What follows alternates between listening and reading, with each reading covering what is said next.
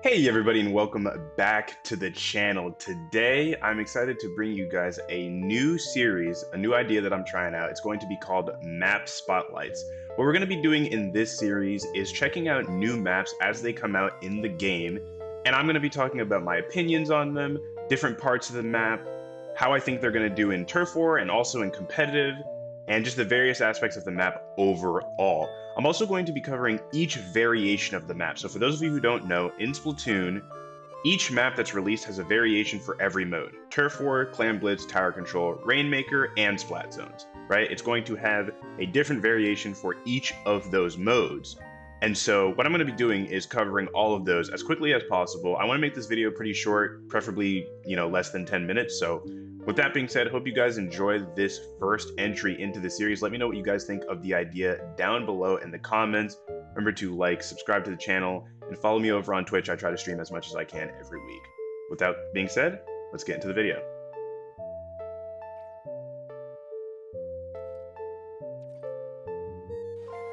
Alrighty guys, so to get this video rolling, let's start with the first variation of the map, Turf War.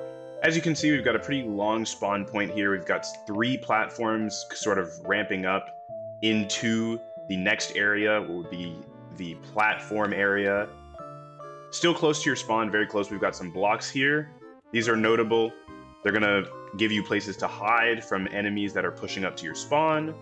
And then you've also got another ramp that's going to go out here, so you can kind of reach this other area if somebody's trying to push you from there. And you've also got a block here in your spawn that's going to allow the enemy to get into your base. So be careful about that. They can't get all the way up there, but they can get up to this area and try to hold you in your spawn.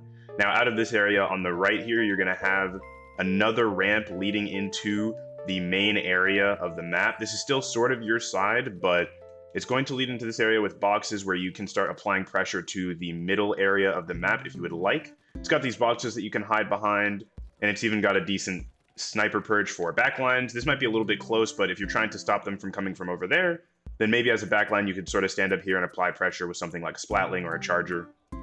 And then you've also got these middle boxes. They kind of remind me of Walleye Warehouse from previous games. Where basically there was just like a middle point and they had 2 boxes on the side and one sort of middle divot.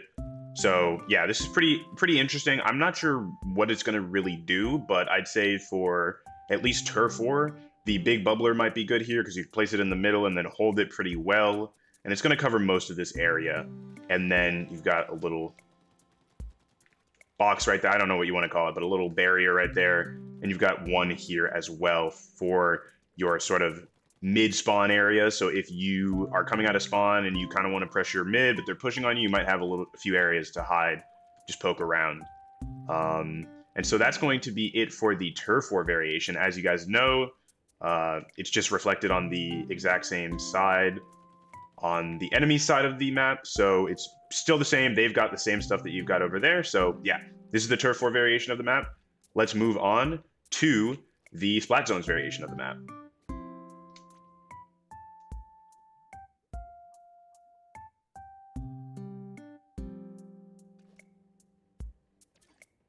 Alrighty guys, so we're in the Splat Zones variation. As you can see, we've still got these 3 ramps. Those are still consistent. And we've still got the box that was here before. We've also got this box here as well still.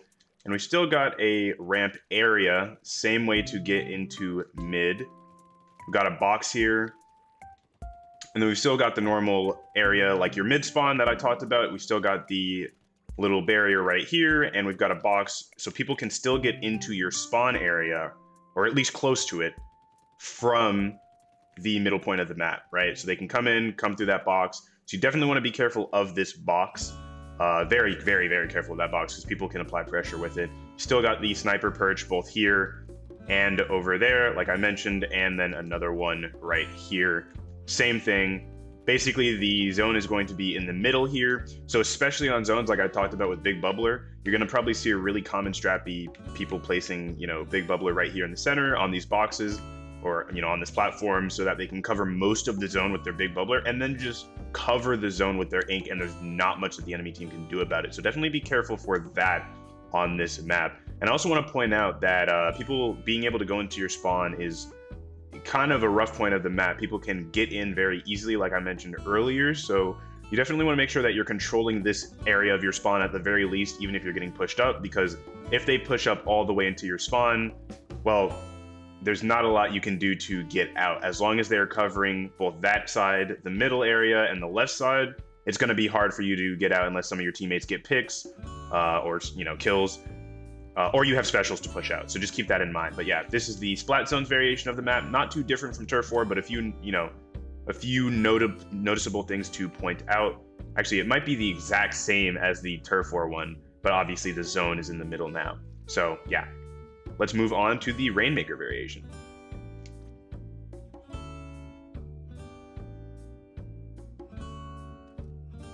Alrighty guys, so we are on the Rainmaker variation of the map now. Again, these 3 ramps are still here. We all knew that was going to be the case, but now as you can see, the map has changed. Instead of having these boxes in the middle that we had before, they've actually been kind of removed and replaced with a staircase that you can only walk up. You cannot swim. You have to walk up it, you have to jump up it. And this is the final pedestal for Rainmaker. And instead of it being sort of just a walkable area here and then a higher ramp, now you're going to have a ramp going up into this space. And then you're also going to have a rail right here, an ink rail. So this is unique now. This is where it changes. You now have an ink rail to get into this middle area. So where usually your sniping area that I've mentioned before would be, your only way to get to it would be to jump off of there and then come down here and manually swim your way up. You can now ink rail from your spawn area onto it. So that should be interesting for people to try and defend or maybe flank behind somebody going for this one right here. So now you've got a ramp up to this area, which you did not have before in any of the other map variations. Usually we had this box here before, but we didn't have this ramp area. So this was the only way for the enemy team to get into your base. Now they have 1, 2, 3 ways to get into your base. So keep that in mind. It could be a little bit dangerous, and actually you might be able to get in through here. I'm just going to test it real quick. Oh my god, I'm doing horrible. Hold on. Okay, maybe, depending if people can figure out some movement, maybe you can make it up there, but yeah, ideally 1, 2, 3 ways to make it into your spawn. So definitely be careful about that on Rainmaker. People are going to be trying to push you into your spawn as best they can, more so than any of the other modes, because your final pedestal is literally right here next to your spawn. So keep all of these routes in mind. And when we look at the mid area, it hasn't changed at all. It still remained the same. We still got the same boxes right here. Like I said, for the sniper perch, you still got it, but the Rainmaker just spawns in the beginning. So it's going to be very interesting to see the strategies people use to try to pop really quickly or rush to the center. Probably many people might use the ink rail to get back quickly, or who knows, people might just rush through this mid area and try to get it. But yeah, that's the Rainmaker variation. So now let's move on to the tower control variation.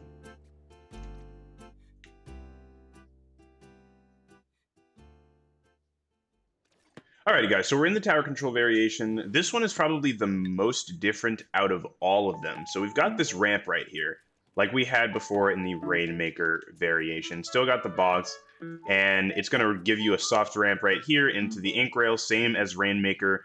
But now the ramp that you had from Rainmaker is gone. That's been replaced with a paintable block here that you can get up on and then get into the enemy spawn. So it's not as easy as a ramp.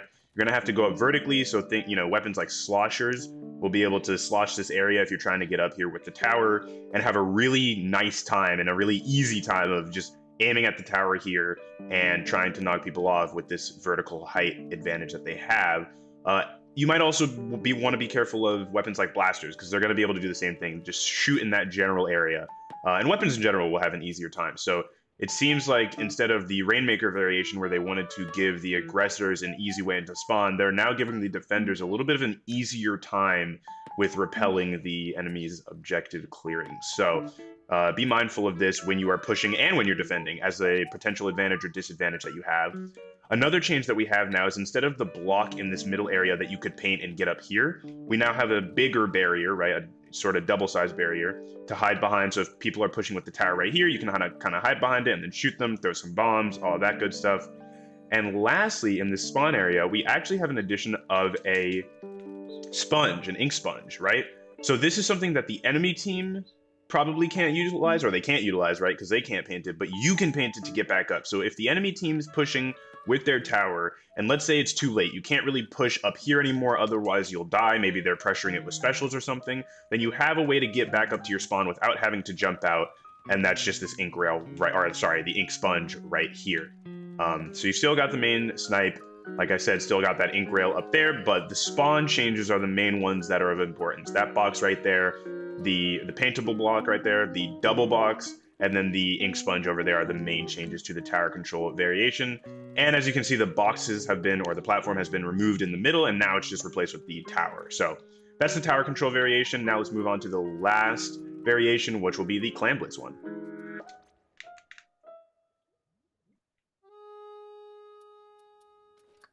Okay, guys, last but not least, we are in the Clam Blitz variation of the new map.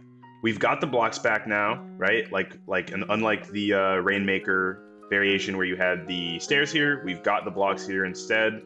We've got the ramp, the normal ramp that we are used to, but not a barricade anymore. The barricade's gone, so now you've just got the normal ramp up through here, and then you've got the hard barrier, very tall. It's not as short as it was in the other variations, in the tower control and Rainmaker variations.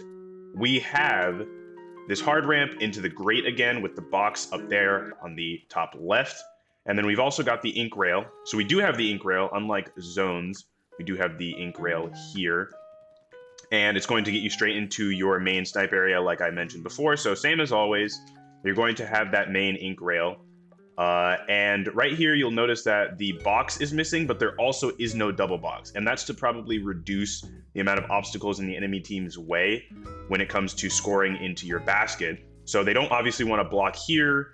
That just makes it really easy to block clams, or makes, you know, a good barrier. And they also don't want a double box here. So they've kind of opened this area up. But what is still here from the last variation is the ink sponge that you have. So keep that in mind. You've got an ink sponge. Again, if you need to make a quick retreat and it's too late to do it through the ramp area, you can do it through that ink sponge. And they have the ramp from Rainmaker on this variation as well. So it's a soft ramp, not into the other soft ramp that we had on Rainmaker, but it's a soft ramp into the hard platform, the tall one right here, and just a clear, visible, or, you know, see-through platform that you can then walk over to get into the main area. So I wouldn't recommend going over this too often because people are going to be able to pick you off, and you can't swim, so your only option is to run.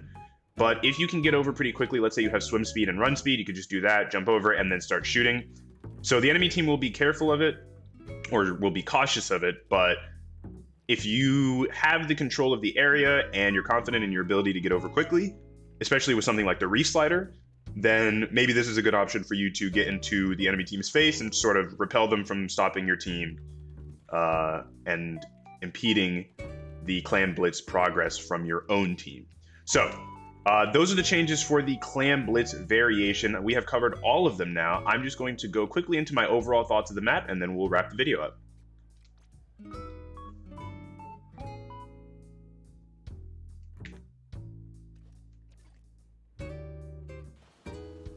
Alrighty guys, so I'm here in the Rainmaker variation just to talk about my overall thoughts of the map, because I feel like this map has most of the combos. I overall really like the map. I like the design of it. I think it looks cool. Kind of gives me Mahi Mahi Resort vibes.